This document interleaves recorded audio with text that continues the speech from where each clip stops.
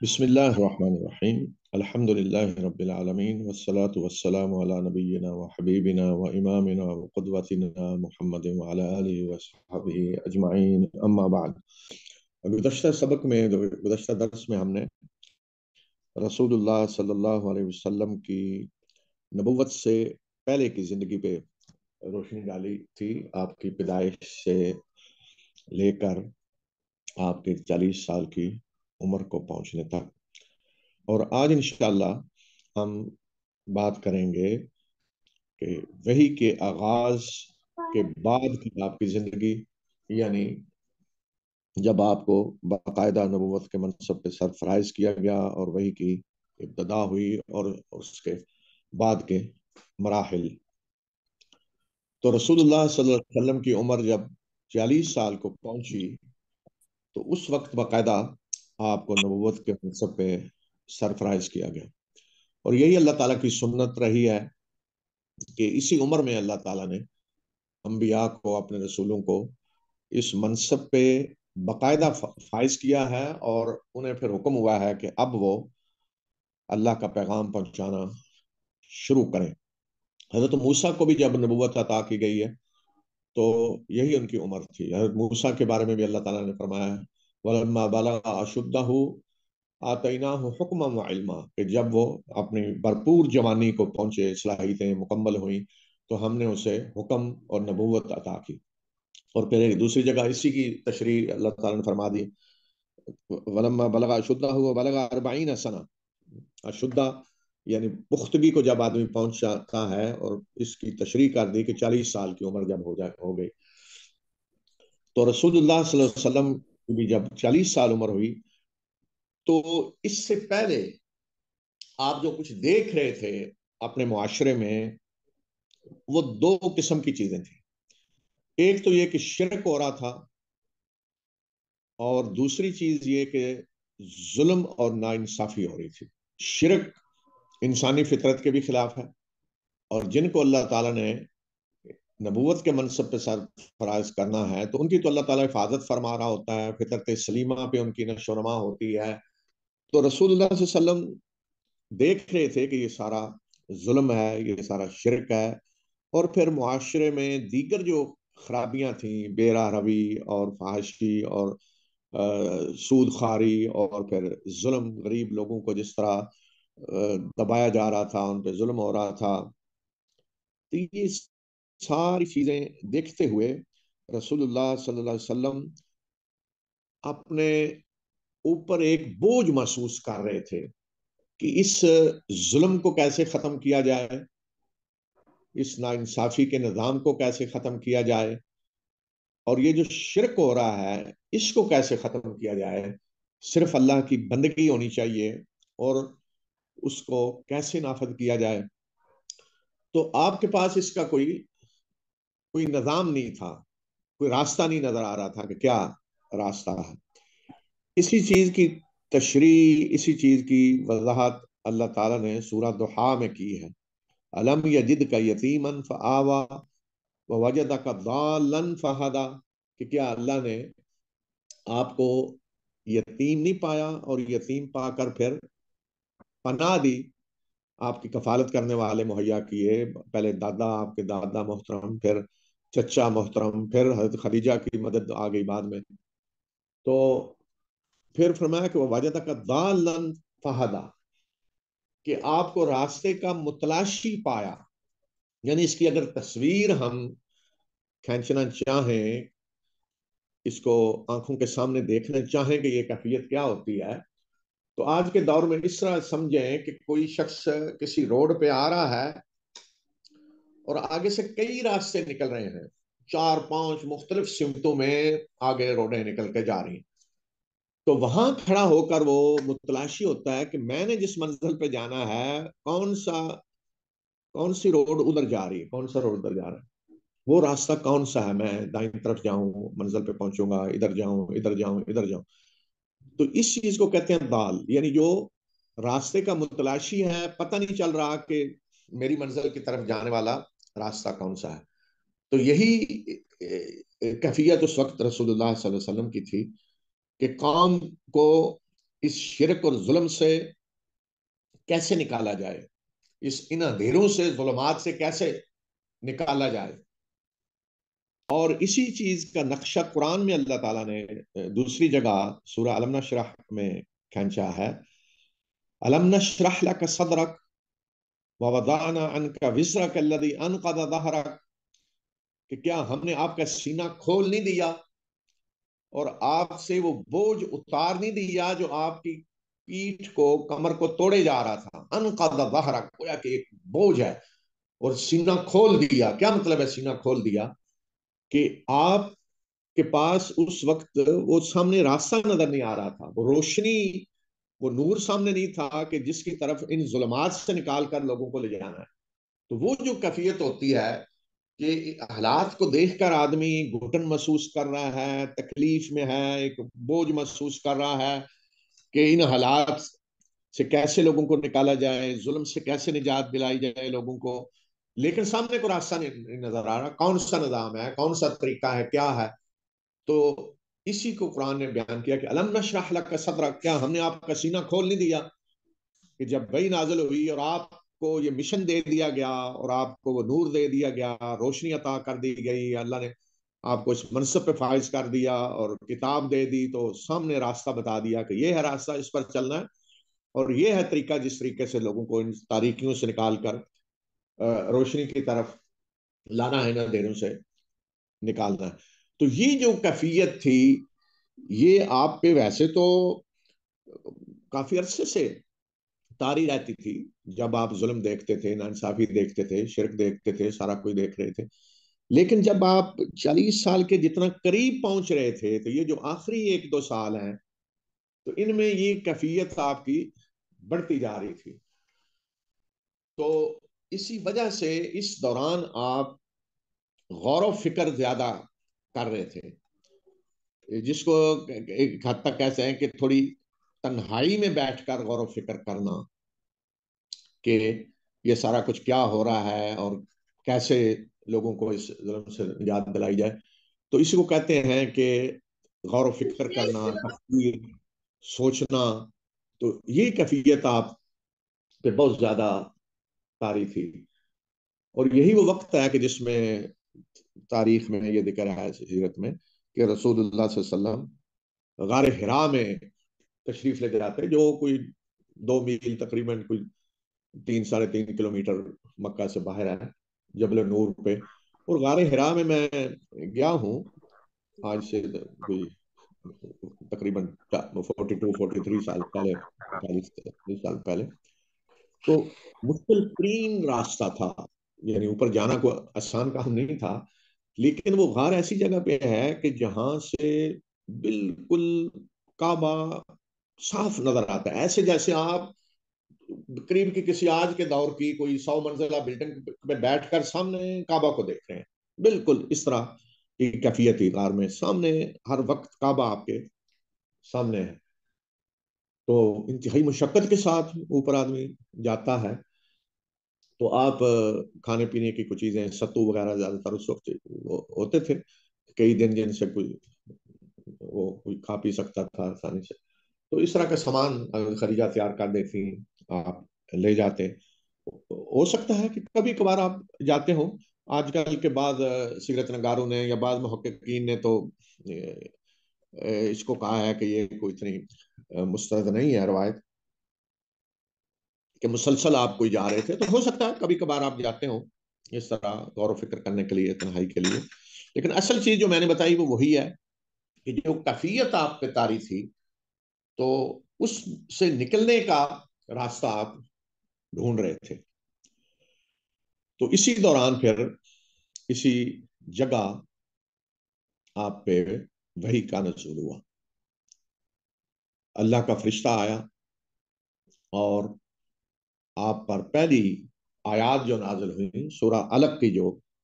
آیات ہیں، ابتدائی آیات، اقرأ بسم ربک الذی خلق، اقرأ وربک الاکرم الذی علم بالقلم علم الانسان ما لم يعلم۔ یہ آیات، بس اتنی آیات سب سے پہلے نازل ہوئی۔ تو رسول اللہ صلی اللہ علیہ وسلم اس چیز کی کوئی امید تو نہیں رکھتے تھے کہ میں نے نبی بننا ہے، مجھ پہ وہی نازل ہونی ہے. ایسے نہیں ہوتا. کیا نبوت، میں نے شروع میں بھی بتایا تھا کہ نبوت ایسا منصب نہیں ہے کہ جو محنت کر کے حاصل کیا جائے. یعنی کوئی شخص محنت کر رہا ہے، ریاضت کر رہا ہے، عبادت اللہ کی کر رہا ہے اس امید پہ کہ مجھے نبوت کا منصب مل جائے. اور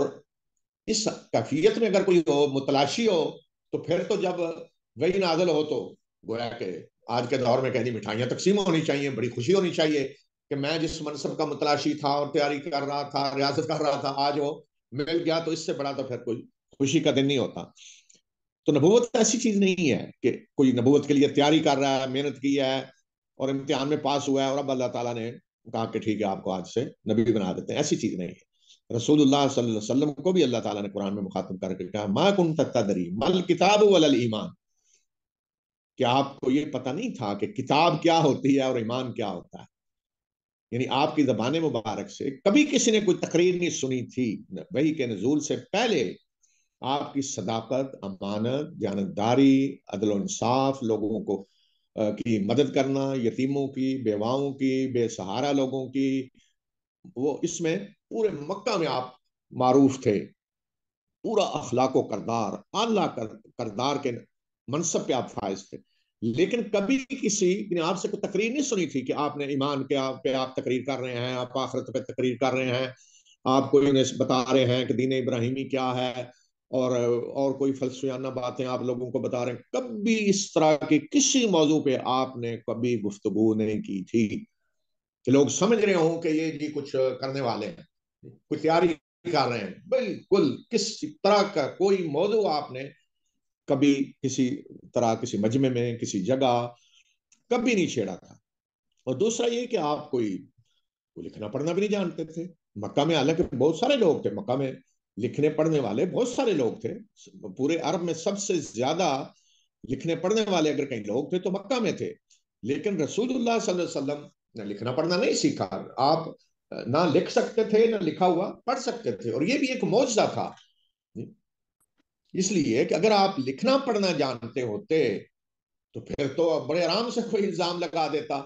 کہ انہوں نے جی کہیں سے تیاری کی ہے اور پتہ نہیں کون سی کتابیں پڑھ کے آ رہے ہیں اور ہمیں سنا رہے ہیں. حالانکہ آپ لکھنا پڑھنا نہیں جانتے تھے،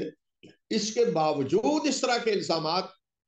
اس وقت بھی لگائے گئے اور آج تک لگائے جا رہے ہیں کہ فلاں جگہ سے یہ لے لیا اور فلاں کی کتابوں سے یہ لے لیا. لیکن یہ بھی ایک معجزہ تھا رسول اللہ صلی اللہ علیہ وسلم کا کہ آپ لکھنا پڑھنا نہیں جانتے. اس لیے کہ نبوت کو ایسی چیز نہیں ہے کہ کسی سے کچھ سیکھا گیا ہے، آدمی نے اپنی صلاحیتوں کی خود کو نشو و نما کی، ایسی چیز نہیں ہے. یہ اللہ کی طرف سے ہے نور اور روشنی جو عطا ہوتی ہے، جس کو حکم کہا ہے وَآتَيْنَاهُ حُكْمًا وَعِلْمًا، علم عطا کیا اور حکم عطا کیا. تو یہ وحی کی بنیاد پہ ہے سارا، اور اللہ تعالیٰ کی رہنمائی میں ہے. وَمَا يَنْطِقُ عَنِ الْهَوَىٰ إِنْ هُوَ إِلَّا وَحْيٌ يُوحَىٰ، کہ اللہ کے رسول اپنی طرف سے کوئی بات نہیں کہتے، جو کچھ کہتے ہیں وہ وحی کی بنیاد پر ہوتا ہے. تو یہ آیات نازل ہوئی، جس کا ترجمہ کیا ہے؟ اقرا بسم ربک الذی خلق. اے نبی صلی اللہ علیہ وسلم، اپنے اس رب کے نام سے پڑھیں جس نے پیدا کیا. خلق الانسان من علق، جس نے انسان کی تخلیق کی خون کے لوتھڑے سے. علق کہتے ہیں وہ خون جو ایسے لوتھڑا سا بنا ہو. اور علق میں یہ معنی بھی آتا ہے کہ جو چیز چمٹ جاتی ہے، کہیں چمٹی ہوئی جونک کی طرح جیسے کچھ چیز ہوتی. اقرا وربک الاکرم، پڑھیں اور آپ کا رب بڑی عزت والا ہے. اکرم الذی خلق الانسان بالقلم، جس نے الذی علم الانسان بالقلم، جس نے انسان کو قلم کے ذریعے علم دیا. علم الانسان ما لم یعلم، اور انسان کو اس نے وہ کچھ سکھلایا جو وہ جانتا نہیں تھا. تو یہ آیات نازل ہوئیں. تو چونکہ رسول اللہ صلی اللہ علیہ وسلم تو اس کی کچھ توقع نہیں رکھتے تھے، اور یہی حضرت موسیٰ کے ساتھ بھی ہوا. حضرت موسیٰ مدین سے واپس آ رہے ہیں اپنے بیوی بچوں کے ساتھ، تو اچانک رات کو دیکھا کہ ایک جگہ روشنی نظر آ رہی ہے، تو کہا کہ اچھا ٹھہرے میں وہاں جاتا ہوں اور کوئی راستے کی رہنمائی لیتا ہوں یا کوئی آگ کا انگارہ لے آتا ہوں تاکہ کچھ سردی وردی میں انتظام کیا جائے۔ تو وہاں جب پہنچے تو آگے سے اسی روشنی سے آواز آئی، جی یا موسیٰ میں ہوں تیرا رب، یا موسیٰ انی انا اللہ، اے موسیٰ میں ہوں اللہ۔ تو وہیں نبوت عطا کر دی گئی موسیٰ کو۔ اور جب حضرت موسیٰ کو کہا گیا کہ وما تلک بیمینک یا موسیٰ، اے موسیٰ تمہارے دائیں ہاتھ میں کیا ہے؟ تو حضرت موسیٰ نے کہا قال ہی عصای، موسیٰ نے جواب دیا کہ یہ میری لاٹھی ہے، میں اس پہ ٹیک لگاتا ہوں اور اپنی بکریوں کے لیے پتے جھاڑتا ہوں، اتوکا علیہا واہش بہا علی غنمی ولی فیہا معارب اخرى، اور میں اس سے کچھ اور کام بھی لیتا ہوں۔ تو اللہ تعالیٰ نے فرمایا کہ پھینکیں اس کو، اور پھینکی لاٹھی اور وہ سانپ بنی۔ تو اللہ تعالیٰ نے وہاں فرمایا کہ واللہ مدبرن، موسیٰ جو ہے وہ پیٹ پھیر کر بھاگے اور پیچھے مڑ کر نہیں دیکھا، یہ حال ہوا۔ تو اگر کوئی تیاری کر رہا ہو پہلے سے تو وہ تو پھر جشن منائے گا نا کہ دیکھیں جی آج میری لاٹھی جو ہے وہ سانپ بن گیا ہے، وہ تو بڑا خوشی کا دن ہوگا۔ تو یہ فرق ہوتا ہے، جو چیز محنت کر کے حاصل کی جا رہی ہو اور جو چیز اللہ کی طرف سے عطا کی جاتی ہے بغیر مانگے، بغیر متوقع ہونے کے، بغیر متلاشی ہونے کے۔ تو یہی کیفیت تھی جب رسول اللہ صلی اللہ علیہ وسلم پہ یہ وحی نازل ہوئی ابتدائی، تو آپ پریشان ہو گئے یہ کیا چیز ہے۔ تو اسی کیفیت میں آپ اپنے گھر تشریف لے گئے اور خدیجہ رضی اللہ تعالی عنہا کو جا کر بتایا کہ اس طرح کی کیفیت ہوئی ہے، اس طرح میں نے دیکھا ہے فرشتے کو، ظاہر فرشتے کو بھی دیکھنا، تو یہ ایسی چیز تھی کہ آپ پہ خوف طاری ہوا، فطری بات تھی۔ تو وہاں پھر آپ نے خدیجہ سے کہا کہ مجھے چادر اڑا دیں، جیسے آدمی پہ کچھ کیفیت ایسی ہو جیسے سردی سے محسوس ہو رہی ہو، آدمی تھکاوٹ، اور آپ نے فرمایا کہ چادر اڑا دیں، زملونی زملونی۔ اب یہاں آپ دیکھیں کہ قرآن میں اللہ تعالیٰ نے یہ بھی بتایا ہے کہ اللہ تعالیٰ جب انسانوں سے کلام کرتا ہے تو کیا طریقے اس کے ہوتے ہیں۔ تو انسانوں سے کلام کا مطلب یہ ہے کہ وہ انسان جنہیں اللہ تعالیٰ دوسرے انسانوں تک اپنا پیغام پہنچانے کے لیے چن لیتا ہے تو ان سے پھر اللہ کلام کرتا ہے، جنہیں رسول کہا گیا ہے، جنہیں نبی کہا گیا ہے، تو وہ انسان مراد ہے۔ تو وہاں اللہ تعالیٰ نے فرمایا وما كان لبشر ان يكلمه الله الا وحيا او من وراء حجاب او يرسل رسولا فيوحي باذنه ما يشاء، کہ کسی انسان کے لیے یہ ممکن نہیں ہے کہ اللہ اس سے کلام کرے مگر ان شکلوں میں۔ اللہ پہلی شکل کیا ہوگی؟ اللہ وحین، وحی۔ وحی کا معنی کیا ہوتا ہے کہ غیر محسوس انداز میں کسی کے دل میں کوئی بات ڈال دینا۔ ایک چیز یہ نا کہ سامنے کسی کی آواز آ رہی ہے، کوئی سامنے بیٹھا ہے، یا غیبی کو آواز آ رہی ہے، نہیں آواز نہیں کوئی آ رہی،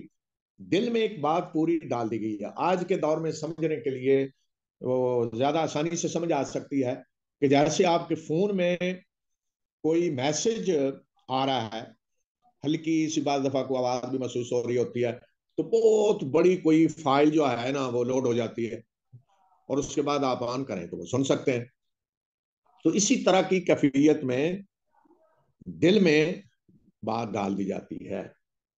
اور یہ وہی دل میں بات ڈالنا یہ انسانوں کے علاوہ بھی ہے۔ وَأَوْحَىٰ رَبُّكَ إِلَى النَّحْلِ، شاید کہ مکھی کی طرف اللہ نے وحی کی، یعنی اس کی پروگرامنگ اس کی ایسی کر دی کہ اس میں یہ بات ڈال دی کہ یہ کام کرنا ہے تم نے شاید بنانے کے لیے۔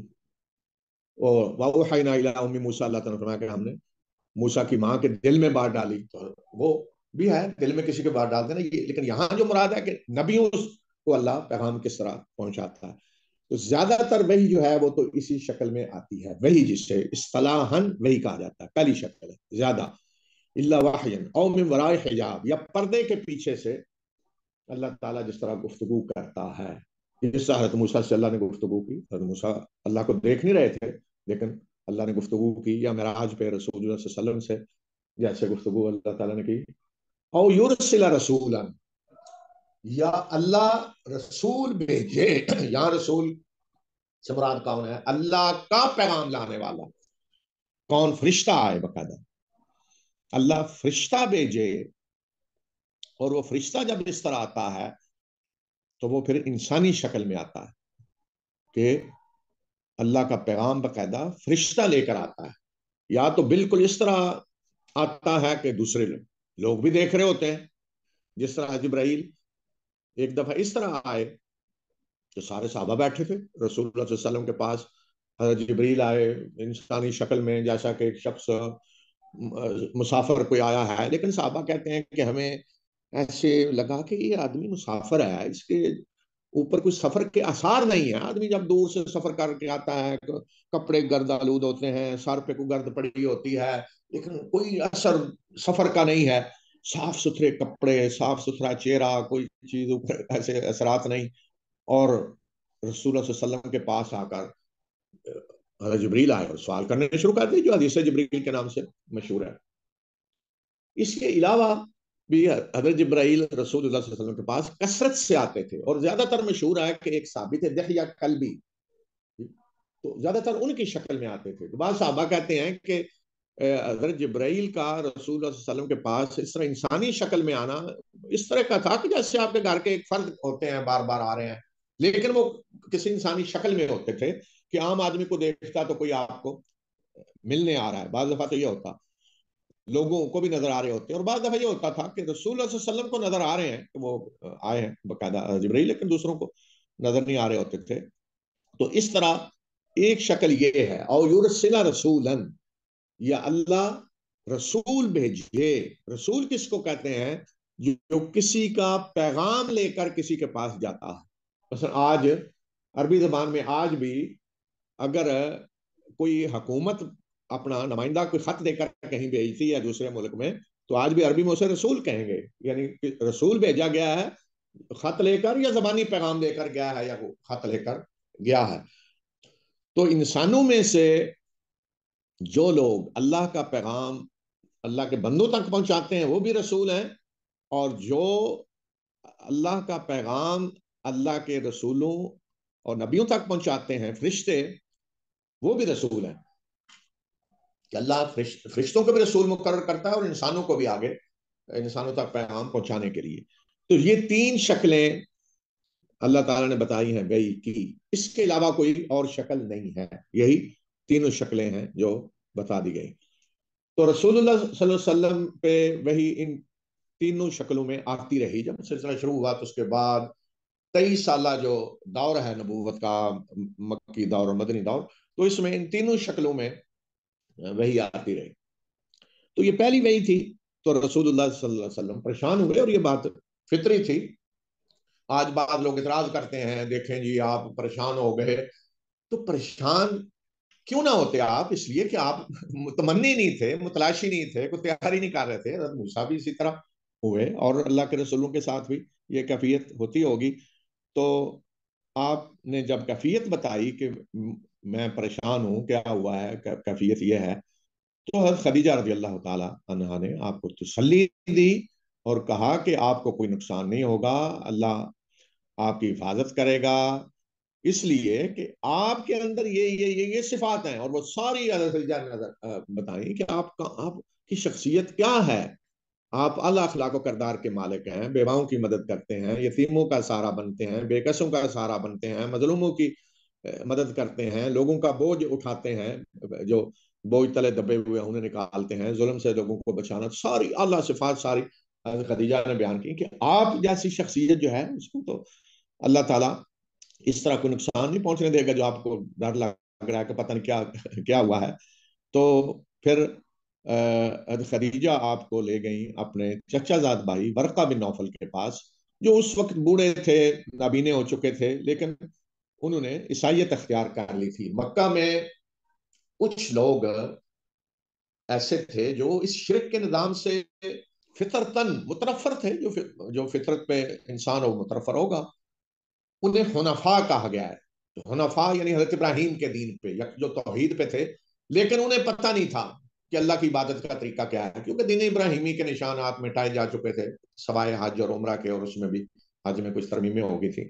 تو ورقہ بن نوفل یا ایک دو اور ایسے تھے جو عیسائی بن گئے۔ تو کہا جاتا ہے کہ وہ عبرانی زبان بھی کسی حد تک کچھ سیکھی انہوں نے۔ تو ان کو رسول اللہ صلی اللہ علیہ وسلم نے جب یہ کیفیت بتائی تو انہوں نے کہا کہ یہ وہی فرشتہ ہے جو موسیٰ پہ نازل ہوا، یہ وہی نبوت ہے، رسالت ہے، وہی فرشتہ ہے جو موسیٰ پہ نازل ہوا۔ اور ساتھ ہی انہوں نے کہا کہ کاش کہ میں اس وقت جوان ہوتا جب آپ یعنی نبوت کا اعلان کریں گے اور لوگوں کو دعوت دیں گے، تو میں آپ کی مدد کر سکتا، اور کاش کہ میں اس وقت جوان ہوتا جب آپ کی قوم آپ کو یہاں سے نکال دے گی۔ تو رسول اللہ صلی اللہ علیہ وسلم نے حیران ہو کر کہا کہ کیا یہ لوگ مجھے نکال دیں گے یہاں سے؟ تو ورقہ بن نوفل نے کہا کہ ہاں بالکل ایسا ہی ہوا ہے، کہ جو پیغام آپ پر نازل ہوا ہے اور آگے جو دعوت آپ نے دینی ہے نبی کی حیثیت سے، رسول کی حیثیت سے، تو وہ جس نے بھی دعوت دی ہے اس کے ساتھ یہی ہوا ہے، اس کو اس کی قوم نے برداشت نہیں کیا اور انہیں اسی طرح نکالا گیا۔ تو یہ تھی ابتدائی وحی، اور اس کے بعد پھر کچھ عرصے بعد وہی نازل ہوئی سورہ مدثر۔ تو یہ جو عرصہ تھا درمیان والا بھی، تو اس میں حضرت خدیجہ رضی اللہ تعالی عنہا آپ پر ایمان لے آئیں جب آپ نے انہیں بتایا کہ اللہ کا پیغام میرے پاس آیا ہے، میں اللہ کا نبی ہوں۔ اور حضرت ابو بکر ایمان لائے، آپ کے سب سے قریبی ساتھی دوست، بچوں میں حضرت علی آپ کے گھر پرورش پا رہے تھے، وہ ایمان لائے۔ زید بن حارثہ جن کا میں نے گزشتہ ہفتے ذکر کیا تھا، وہ ایمان لائے۔ یعنی آپ کے جو سب سے قریبی لوگ تھے، بیوی بیٹے کی طرح جن کی پرورش آپ کر رہے تھے حضرت علی، آپ کے آزاد کردہ غلام زید بن حارثہ جن کو آپ نے اپنا بیٹا قرار دیا ہوا تھا، وہ ایمان لائے۔ آپ کے سب سے قریبی دوست حضرت ابو بکر ایمان لائے۔ تو یہ بھی آپ کی نبوت کی بہت بڑی دلیل ہے کہ سب سے قریبی لوگ آپ پر ایمان لائے، سب سے قریبی جو سب سے زیادہ آپ کے اخلاق و کردار سے واقف تھے۔ اس لیے کہ کوئی بھی انسان جتنا کسی کے قریب ہوتا ہے تو وہ اس کو بہت اچھے طریقے سے جانتا ہے۔ آدمی باہر کے دور کے لوگوں سے تو بہت سی چیزیں چھپا سکتا ہے، لیکن جو لوگ قریب ہوتے ہیں ان سے کسی کی کچھ چیز چھپی ہوئی نہیں ہوتی۔ تو گویا کہ جب آپ نے بتایا کہ میں اللہ کا نبی ہوں، رسول ہوں، تو ان سب لوگوں نے گواہی دی کہ آپ ہی کو اس معاشرے میں آپ ہی ایسے ہیں کہ جنہیں اللہ کا نبی ہونا چاہیے، آپ ہی کو اللہ تعالیٰ آپ جیسی شخصیت کو اس منصب پہ قائد کرنا چاہیے، آپ ہی کا اخلاق و کردار ایسا ہے۔ تو سب قریبی لوگ آپ پر ایمان لے آئے۔ پھر اس کے بعد سورہ مدثر کی آیات نازل ہوئی،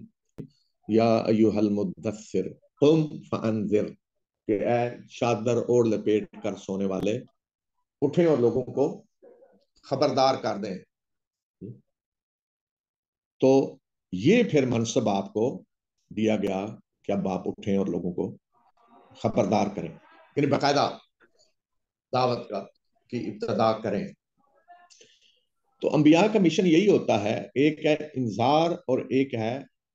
خوشخبری۔ ہر اللہ کا نبی رسول نذیر بھی ہوتا ہے اور بشیر بھی ہوتا ہے، یعنی خبردار کرنے والا، وارننگ دینے والا، اور جو لوگ سیدھے راستے پہ چل رہے ہیں انہیں خوشخبری بھی دی جاتی ہے۔ یہ اللہ کے ہر نبی کا وصف ہوتا ہے۔ تو آپ کو اللہ تعالیٰ نے اسی سے مخاطب کیا کہ آپ اٹھیں اور خبردار کریں لوگوں کو۔ تو پھر یہ جو مرحلہ ہے دعوت کا، تو یہ 3 حصوں پہ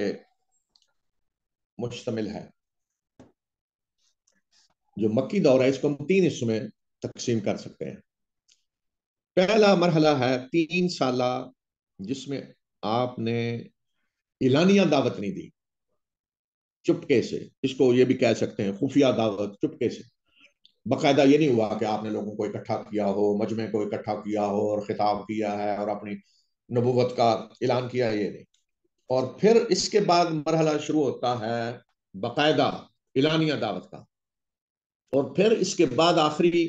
مرحلہ، جو باقی 10 سال ہے مکی زندگی کے، ان میں آخری 2 سال وہ ہیں کہ مکہ سے باہر جب آپ نے دعوت دینی شروع کی، جب آپ نے دیکھا کہ مکہ والے اب بالکل ایمان لانے کے لیے تیار نہیں ہے، تو مکہ سے باہر بھی آپ نے لوگوں تک اپنا پیغام پہنچانے کی کوشش کی، اور اسی مرحلے کا یہ سلسلہ تھا جب آپ نے طائف کا سفر کیا، اور پھر آگے اس کے بعد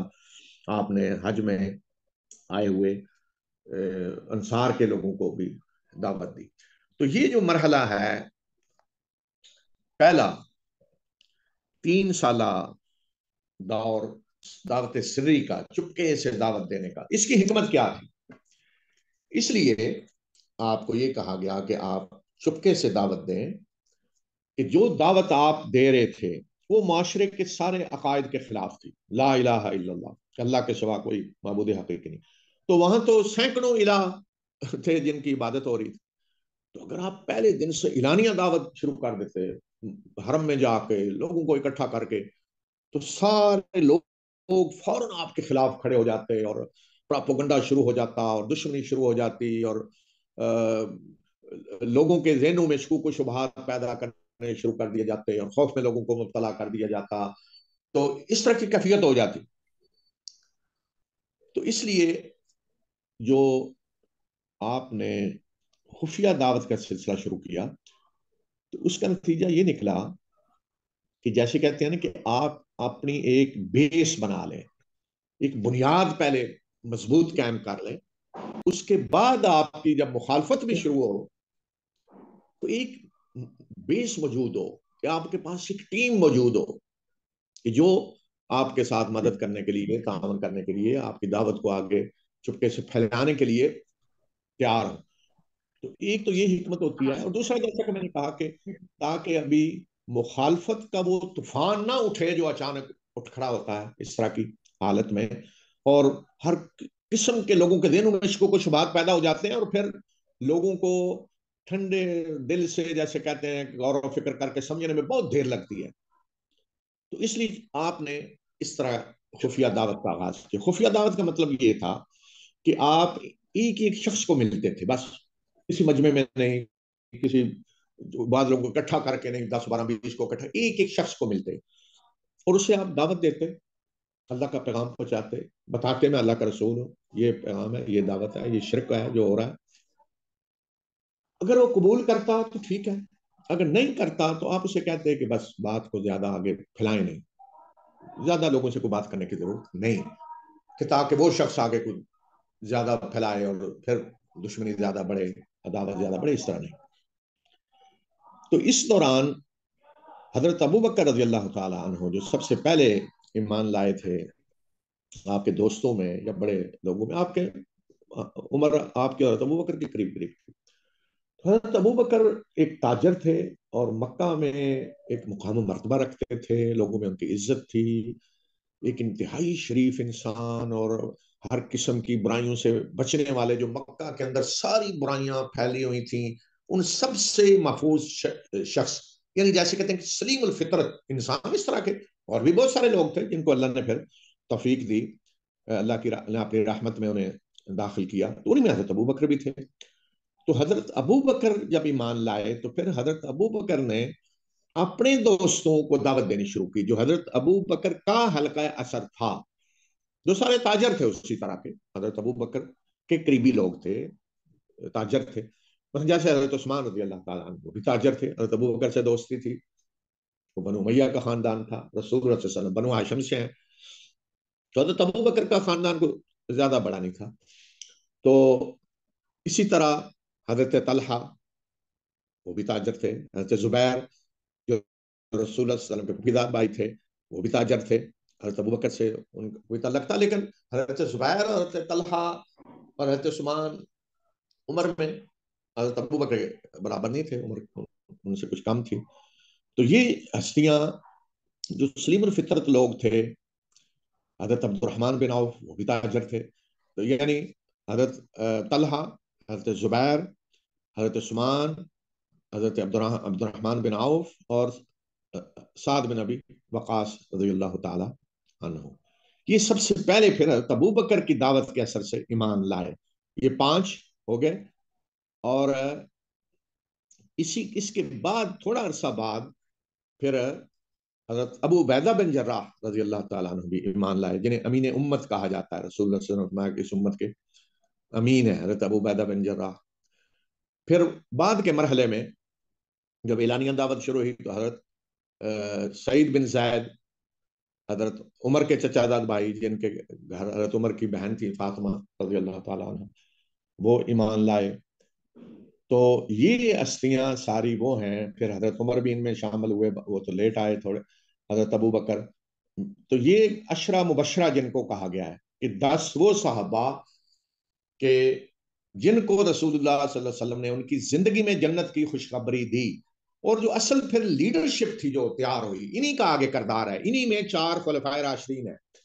اور آپ دیکھیں کہ حضرت عمر نے اپنی شہادت کے وقت جب زخمی ہوئے تو جو کمیٹی بنائی آئندہ خلیفہ کے انتخاب کے لیے، اس میں یہی ٹیم تھی ساری. حضرت طلحہ تھے، زبیر تھے، سعد بن ابی وقاص تھے، حضرت عثمان تھے، حضرت علی تھے، حضرت عبد الرحمن بن عوف تھے. یہی لوگ، یہی ٹیم تھی. تو یہی گویا کہ وہ بنیاد تھی جو رکھی رسول اللہ صلی اللہ علیہ وسلم نے. انہی لوگوں کے کندھوں پہ، انہی کی دعوت سے، انہی کے ذریعے آگے اسلام کی ساری دعوت پھیلی، اور جس کا بوجھ انہی لوگوں نے اٹھایا. تو یہ وہ ٹیم تھی جو رسول اللہ صلی اللہ علیہ وسلم نے اس دوران تیار کی دعوت کے اس مرحلے میں. اسی طرح اس دوران 2 اور صحابہ کا ذکر میں کرنا بھول گیا جو اس دور میں سب سے پہلے ایمان لانے والوں میں ہیں. ان میں ایک تو حضرت عثمان بن مظعون ہے، اور ایک ارقم بن ابی ارقم، جن کا گھر مشہور تھا دار ارقم جسے کہا جاتا ہے، کہ مرکز سب سے پہلے خفیہ دعوت کے دور میں یا بعد میں بھی، کہ جہاں چھپ کر صحابہ اکٹھے ہوتے، جمع ہوتے، اور رسول اللہ صلی اللہ علیہ وسلم انہیں دین سکھلاتے، ان کی تربیت کرتے. تو یہ جو مرحلہ ہے 3 سالہ خفیہ دعوت کا، تو اس میں یہ تو ممکن نہیں ہے کہ قریش کے سرداروں تک خبر نہ پہنچتی ہو کیا ہو رہا ہے. یعنی جیسے کو کہتے ہیں کچھ سرگرمیاں تو ہیں، کچھ ہو رہا ہے، لیکن انہیں اس کی کوئی فکر نہیں تھی، کوئی پرواہ نہیں تھی، کوئی ڈر نہیں تھا. اس لیے کہ رسول اللہ صلی اللہ علیہ وسلم اعلانیہ کو ان کے آلیہ جو بت تھے ان کو کچھ نہیں کہہ رہے تھے کہ آپ نے جا کر کہیں حرم میں تقریر کر دی ہو کہ یہ تمہارے جو بت ہیں یہ ایسے ہیں، میں ان کو کر دوں گا، ختم کر دوں گا. نہیں، آپ قرآن بھی ایک ایک آدمی کو جا کے سنا رہے تھے. تو وہ سمجھ رہے تھے کہ یہ ہمارے لیے کوئی خطرہ نہیں ہے، کوئی بات نہیں. اگر کچھ لوگ ان کے اندر یہ چیز پھیل رہی ہے تو کوئی خطرے کی بات نہیں تھی. اس لیے یہ جو 3 سالہ دورہ ہے، تو اس میں کوئی اس طرح کی چیز نظر نہیں آتی کہ کسی نے کوئی بہت زیادہ بڑھ کر مخالفت کی ہو، کوئی خطرے کا اظہار کیا ہو، کوئی بڑے الزام لگائے ہوں، یا کسی پہ کوئی تشدد کیا ہو ایمان لانے والوں پہ. اسی مرحلے میں کچھ غریب لوگ جو کمزور بے بس تھے، ان میں سے بھی چند ایمان لائے. اور ان میں 2 شخصیتیں تو بڑی مشہور ہیں، حضرت بلال رضی اللہ تعالیٰ عنہ اور حضرت خباب ابن ارت رضی اللہ تعالیٰ عنہ. اور یہ 2 وہ ہستیاں ہیں کہ جنہیں بعد میں اعلانیہ دعوت کا دور جب شروع ہوا اور بہت سخت آزمائشیں شروع ہوئیں اور سخت مسلمانوں پہ تشدد شروع ہوا اور ستایا جانے لگا، تو یہی 2 ہستیاں ہیں جنہیں سب سے زیادہ ستایا گیا، جنہیں سب سے زیادہ اذیتیں دی گئیں. جنہیں حضرت خباب تو وہ ہیں کہ جنہیں آگ کے انگاروں پہ لٹایا جاتا تھا، حضرت خباب ابن عرب. لیکن یہ جو مرحلہ تھا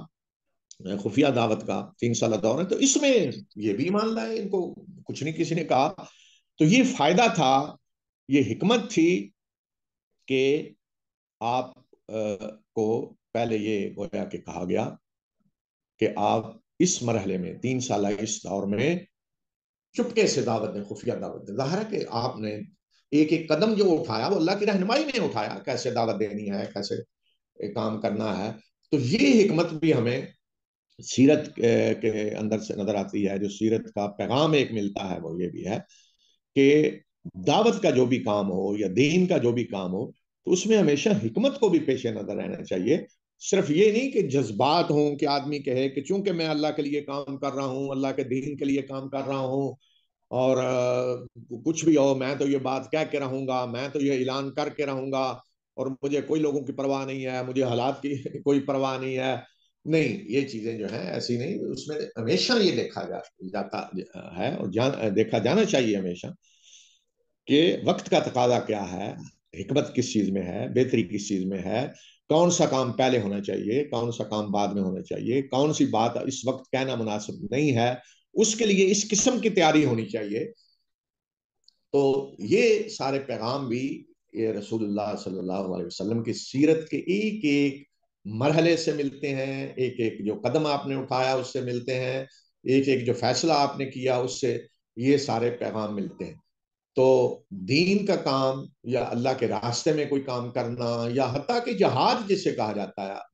جہاد تو خیر ایک جدوجہد ہے، اس میں تو ساری چیزیں آ جاتی ہیں، یا جہاد کی ایک آخری شکل قتال بھی جو ہے، تو وہ بھی یہ نہیں کہ مسلمان کوئی اٹھ کے جی میں تو اللہ کے راستے میں شہید ہونا چاہتا ہوں، ہمیں کوئی پرواہ نہیں ہے، ہم تو یا شہید ہیں یا غازی ہیں، دونوں حالتوں میں ہم تو جیتے ہوئے ہیں، دونوں حالتوں میں کامیاب ہیں، ہم تو ٹکرا جائیں گے۔ ایسی بات نہیں ہے، رسول اللہ صلی اللہ علیہ وسلم کی سیرت سے یہ چیز نہیں معلوم ہوتی، چونکہ ہم اللہ پہ ایمان رکھتے ہیں، اللہ پہ بھروسہ ہے، تو ہمیں کسی چیز کی پرواہ نہیں ہے، ایسے نہیں۔ رسول اللہ صلی اللہ علیہ وسلم کی سیرت سے یہ بات معلوم نہیں ہوتی، اور اگلے مراحل میں بھی میں ایک ایک جگہ پہ ان چیزوں کی طرف